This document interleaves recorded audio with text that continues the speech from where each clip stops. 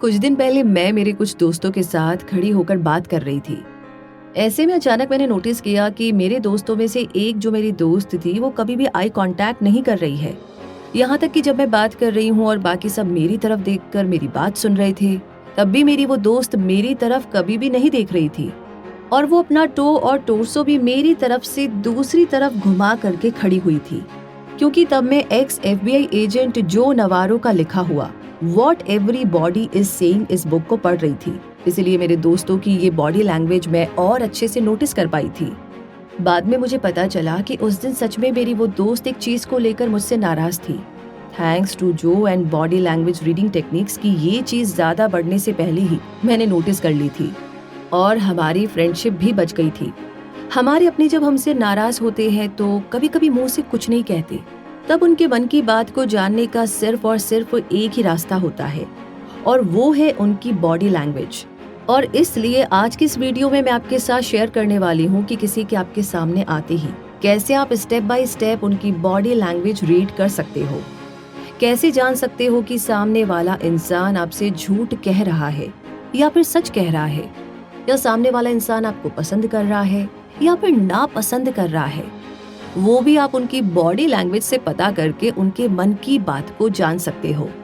क्योंकि मैं आपको ये टेक्निक स्टेप बाय स्टेप बताने वाली हूँ, इसीलिए सही तरीके से बॉडी लैंग्वेज पढ़ने की कला सीखने के लिए आपको वीडियो शुरू से बिल्कुल आखिरी तक जरूर देखना होगा।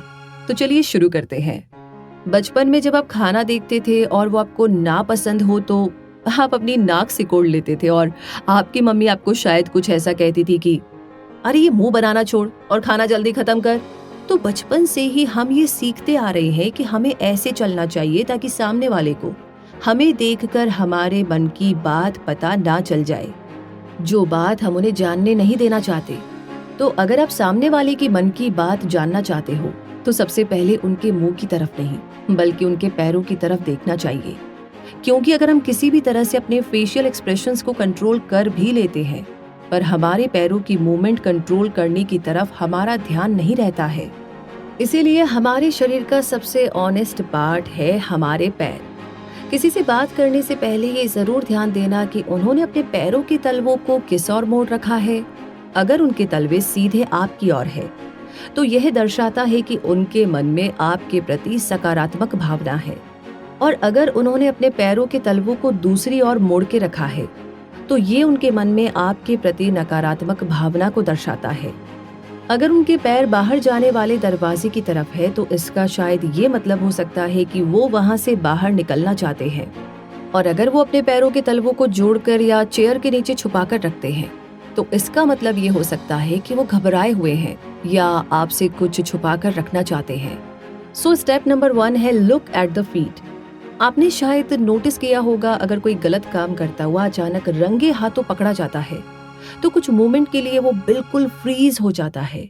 ये है हमारा लिम्बिक ब्रेन का फ्रीज रिस्पॉन्स। तो बहुत साल पहले जब हमारे एंसेस्टर्स जंगल में रहा करते थे तब खतरे के वक्त उनके पास 3 ऑप्शंस हुआ करते थे, फ्रीज, फ्लाइट एंड फाइट। और ये रिएक्शंस हमारे नर्वस सिस्टम में स्टोर होकर हमारे लिम्बिक ब्रेन में अभी भी हार्ड वायर्ड होकर रह गए हैं। इसलिए अभी भी खतरे के वक्त इंस्टेंटली और ऑटोमेटिकली हमारा लिम्बिक ब्रेन इन 3 रिस्पॉन्सेज में से कोई एक रिस्पॉन्स हमारे नर्वस सिस्टम के जरिए ट्रिगर कर देता है, जिसे कि हम चाहे भी तो कंट्रोल नहीं कर पाते। और इसीलिए लिम्बिक ब्रेन को ऑनेस्ट ब्रेन भी कहा जाता है। आप किसी को कोई सवाल पूछते हैं, वो अगर कुछ मोमेंट्स के लिए फ्रीज हो जाता है तो फिर ये इशारा करता है कि उस सवाल का जवाब वो आपको नहीं बताना चाहते, क्योंकि इससे उनको किसी तरह से खतरा महसूस हो रहा है। या फिर वो अगर आपसे दूर की तरफ झुक जाते हैं तो फिर ये खतरा महसूस होने पर लिम्बिक ब्रेन का फ्लाइट रिस्पॉन्स भी हो सकता है। या फिर वो अगर आपकी इंसल्ट करने लग जाते हैं तो फिर वो खतरा महसूस होने पर लिम्बिक ब्रेन की फाइट रिस्पॉन्स भी हो सकती है। So second step, look for the limbic responses. हमारे शरीर में सबसे ज्यादा नर्व्स जिस हिस्से में होते हैं वो होते हैं हमारे हाथों की हथेली, और इसीलिए जब हम नर्वस हो जाते हैं तो सबसे पहले हमारे फिंगर्स कांपने लगते हैं। हम हमारे इमोशंस का एक बड़ा पार्ट हमारे हाथों के मूवमेंट के जरिए एक्सप्रेस करते हैं, और क्योंकि हमारा नर्वस सिस्टम मेनली हमारे लिम्बिक ब्रेन के द्वारा कंट्रोल किया जाता है, इसीलिए इन चीजों को हम अगर चाहे तो भी आसानी से छुपा नहीं पाते। मान लीजिए कि आप किसी मर्डर सस्पेक्ट से पूछे उस दिन आप उस रास्ते से सीधा जाकर फिर किस तरफ मुड़े थे।